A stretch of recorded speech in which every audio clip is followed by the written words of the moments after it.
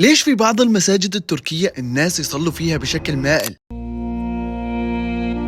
في بعض المساجد في اسطنبول إذا دخلت عليها راح تلاحظ بأنه تصميمها غريب، يعني فيك تلاحظ بأنه المحراب مو جاي في صدر المسجد بل في زاوية المسجد، وأيضا فيك تلاحظ بأنه السداج مخطط بشكل مائل، لأنه بكل بساطة هذا المسجد مو مصمم باتجاه القبلة. طيب ليش؟ بكل اختصار هذا المسجد كان كنيسة، نعم مثل ما تعرفوا في اسطنبول في مجموعة كبيرة من الكنائس تم تحويلها إلى مسجد، فلذلك هي مو مصممة باتجاه القبلة مثل كل المساجد، إلا كنيسة واحدة، كنيسة آيا صوفيا هي في اتجاه القبلة تماما. في روايات كثيرة حاولت تفسر ليش آيا صوفيا باتجاه القبلة على عكس جميع الكنائس اللي موجودة، حتى اني سمعت خرافة لا تصدق ابدا. في قسم الصلاة المخصص للنساء موجود عمود، في هذا العمود ممكن تلاحظوا ثقب صغير بالعمود، هذا الثقب موجود روايات كثيرة عنه. ولكن من الرواية اللي تخص موضوع القبلة، الرواية تقول بانه النبي حزير حط اصبعه بهذا المكان وفتل ايده فتلة كاملة، فتحركت آيا صوفيا باتجاه مدينة القدس اللي هي مكان ولادة عيسى المسيح عليه السلام. وطبعا مدينة القدس هي على نفس خط القبلة باتجاه مكة المكرمة من اسطنبول، فلذلك اللي يصلي باسطنبول يصلي باتجاه القبلتين. طبعا هاي الرواية بالنسبة لي لا تصدق، ولكن الغريب بالموضوع إذا كتبت على جوجل باللغة التركية سبب اتجاه آيا صوفيا باتجاه القبلة تطلع لك هاي الرواية، وما لقيت غيرها صراحة. طبعا هاي الرواية عند البيزنطيين وليست عند المسلمين، وأنتم اكتبوا لي رأيكم بالتعليقات. وأنا أيمن مرعي، لحتى تعرفوا أكثر لا تنسوا تتابعوني وتحفظوا الفيديو عندكم.